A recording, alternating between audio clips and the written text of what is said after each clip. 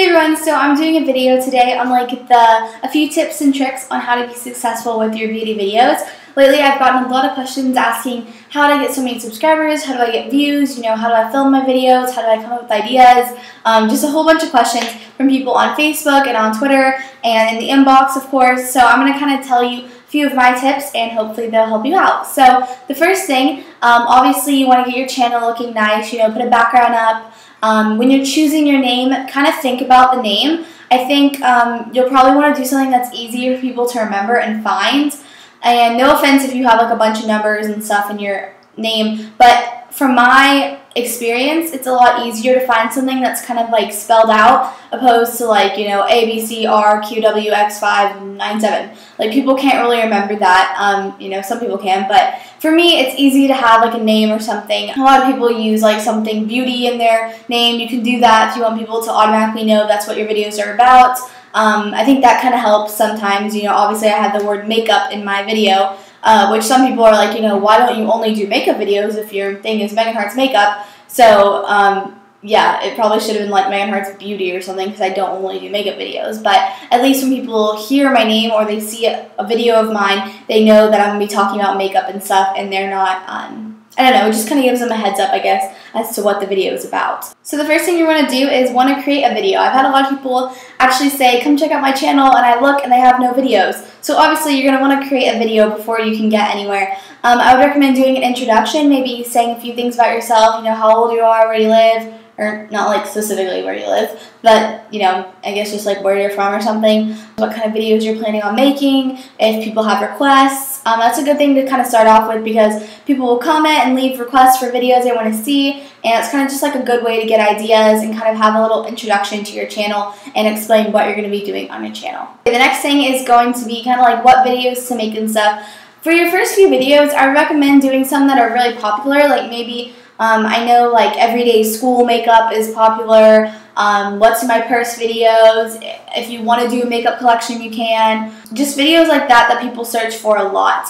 And then on to, how to make your videos and stuff. I would suggest using a nice camera. If you can't get a nice camera, I think MacBooks are okay, but I wouldn't suggest doing makeup tutorials on MacBooks just because the quality is really not good, and if you're like this, people can't really see what you're doing. I mean, they can kind of see, but not that well. I think MacBooks are totally fine for hair tutorials. I don't know, I touch my hair, hauls, vlogs, whatever. They're totally fine. But if you want to do makeup videos, I would either suggest borrowing your mom or dad's camcorder, or if you have just a picture taking camera, a lot of those have a video feature, and the quality of that's going to be a little bit better than even the MacBook camera. So I would recommend doing that.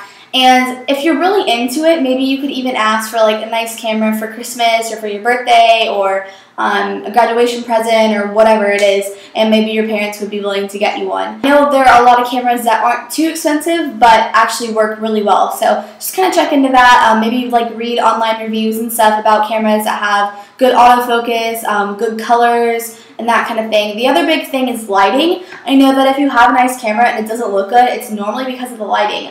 It's taken me a really long time to get my lighting figured out. I use these big studio lights, which, look like this. So I just put them in front of me or to the side. They bring a lot of light and they get really, really hot really fast. So, they're good because they're portable. Well, they're not that portable. They're big. But basically, I have those from a green screen set that I have, so I can move them around, and that really is what I get my lighting from. But another trick is you can just take a lamp and take off the lampshade. Okay, while I'm playing with that. Take off the lampshade and put it focus behind your camera, and then the light is coming onto your face, and I feel that works really well too. And sometimes you'll just need to mess with the white balance and the exposure on your camera, and that will definitely make a big difference in the color and the quality of your videos. Now on to how to do your videos. I think in your videos you want to be personable, relatable. You want to seem stuck up or boring, of course, or angry to making the video. But I do think you want to seem real, and you don't want to be someone you're not. Personally, for me, I'm not super outgoing, crazy, silly. But obviously I've been having an okay time with my videos, so I don't think you have to be over the top silly and crazy to be successful with your videos, but you do just need to be real, and I think people will start to kind of know you for your character. And I think that's kind of a cool thing. You know, people know different people for being, you know, the crazy, spunky girl. People know different ones for being kind of the more, you know, quiet, you know, sophisticated girl, whatever. People kind of start to kind of know you for the way you portray yourself in your videos. But like I said, personally for me, I think when you act like silly on purpose to like get people to think you're funny and stuff, it can be good to a point, but I think there's also a point where people just kind of look dumb and they look like they're trying too hard, and you definitely don't want to look like that. So just be natural. Like, there's no need to like fake who you are. The next thing is like thumbnails and photos and, you know, how to add stuff into your videos. I think for editing, I just use my iMovie software, which comes on my laptop. As far as that, I would think anything that comes on your like computer is fine. I like to try and make my videos a little bit different than just me sitting in front of the camera. I like to kind of add like intros and colors and kind of like change them up a bit just because I enjoy working with the editing. But you totally don't have to do that, and it's totally fine if you just want to like sit down in your room and film your video. A lot of my earlier videos were just done like that, and recently I've been trying to kind of add to them and make them like a little bit more visually cool to watch. But that's, you know, down the road. You don't have to do that when you start off, but just, you know, a thought. The next thing is like titles and thumbnails. I know you can only choose your thumbnail if you're a partner. As far as getting views with titles and thumbnails, that's a big thing. A lot of people do like a suggestive title, like I don't know, something with the word like sexy in it, which, I mean, if you're an adult, that's fine, but I think like the teenage girls who do that, it's just a little much. People who like make the video seem like it's about something else, like they'll put a title that's really, really kind of deceiving, and it'll be like maybe like official music video, and then you click on it and it's like a hair tutorial. Like, just in my personal like opinion, that's really deceptive, and that's kind of like wrong. Like, why, you know, why are you tricking people like that? You don't have to put like official video if it's, you know, a hair tutorial. You can put like inspired look of whatever. Some people don't pick up on that, but since, you know, I make videos, I see when people do that, and I'm like, that's kind of shady. I think the overall thing is just be honest with your videos, and overall, you'll feel better if you get your views because people want to see your videos than if you're like tricking people into clicking on them. Of course, that works if you just want to get views really fast, but I don't think morally it's very correct, and obviously, like, it's just deceptive. So, you know, just be real and don't like fake your titles and thumbnails. Keep them just within what the video is actually about. The next one to get more views and stuff is to make video responses. I know to a lot of the bigger gurus, you can send in your videos. If they do an outfit of the day, you can do your outfit of the day. I would just be considerate about it though, and make sure that your video has something to do with their video. If it's a makeup tutorial, don't send in like, I don't know, like a Lush haul. I mean, you can. Some people accept those. But I would just, you know, just to be considerate and stuff, if they do go ahead and check out your channel, you should make it something that has kind of like a relation to the video that they're making, just so it kind of fits and they don't think you're just like using them to get views. The next thing is shout-outs. As far as shout-outs go, I don't think it's good to ask people for shout-outs. I think if someone really likes your videos, they're going to give you a shout-out naturally because they're like, oh my gosh, I found this girl, she's awesome, go check her out. I think that's different than you saying, you know, will you give me a shout-out? And it takes time. It definitely takes time. That's a big thing. A lot of people are like, you know, why am I not getting subscribers fast? You know, I've been doing YouTube for almost 2 years now. So, you know, that's a long time. And I just think subscribers just differ with people. Some people gain really fast, some people gain slower. It just kind of depends on your videos. And I think it also kind of depends on the content of the videos you're putting out. If you're doing like really kind of different new ideas, I think that also helps bring people because it's something, you know, not everyone has seen. But also if you're doing like the videos that are very searched and viewed, like, you know, what's my person stuff, people will also kind of flock to those videos. So you just kind of have to figure out what's right for you, and the viewers will come as you do that. The next thing is like advertising your channel. I have people that like send their link on my page like every single day, and they don't even write like, hey Megan, check this out. They just literally like send their link and they spam my wall and stuff. You know, I don't think that's very nice. I see it obviously because I notice it. But I would much rather check out someone's channel who sends me a nice message saying, hey, I love your videos, I was really inspired by this, blah, blah, blah. Here's my channel, I'd love it if you could check it out, give me some feedback.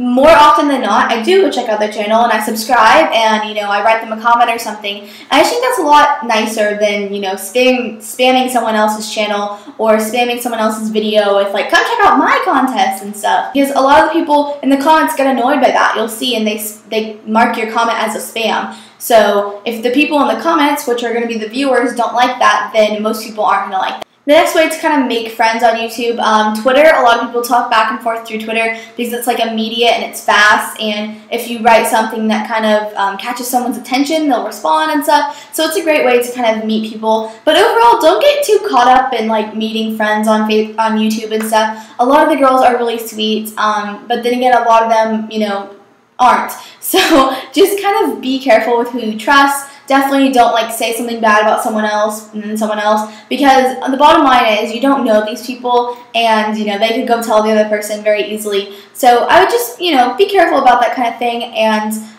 overall, you can really trust yourself, but it is the internet, and you might, you know, just use your best judgment when like making friends and stuff. Next thing is like sponsored videos and stuff. I rarely do a sponsored video. I think I might have one sponsored video, which is when you get a product sent to you for free. Personally, I think they're kind of boring to watch, so I don't really do them that often. And I'd rather just tell you, I mean, there's nothing really that wrong with them, except like, you know, people obviously think someone might be lying about it and stuff, which I understand and I get that, because it's basically kind of like a commercial, you know?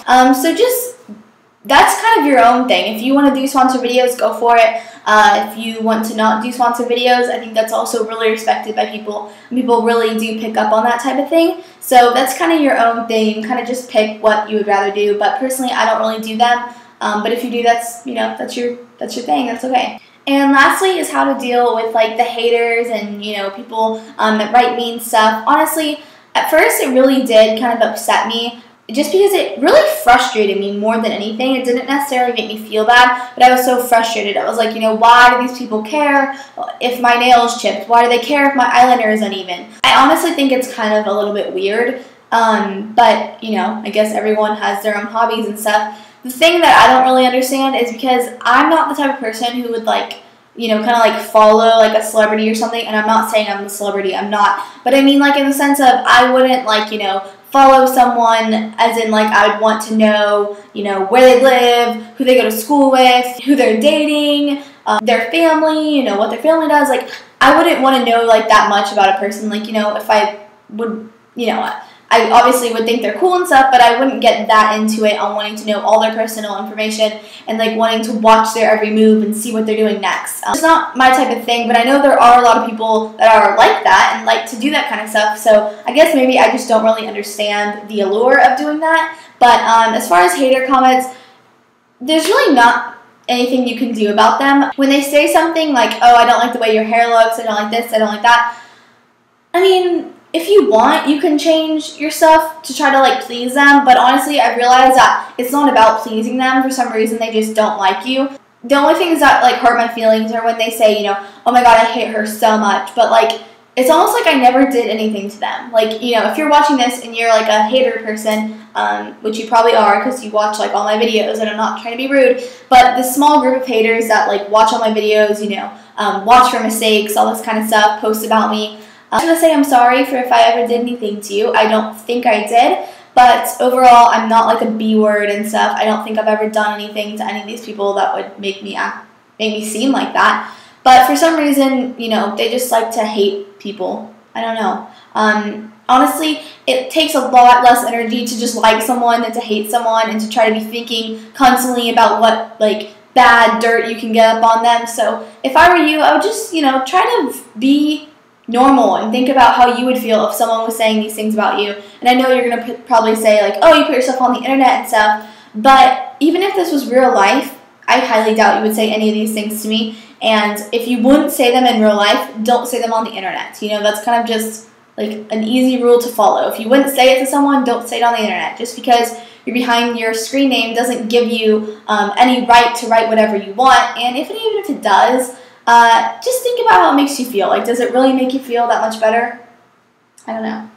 But that's basically it. I hope these little tips helped you. They're nothing like super inventive or out of the ordinary, but just a few little tips that have kind of helped me. So I hope you guys enjoy, and I'll see you soon. Thanks so much for watching. Bye.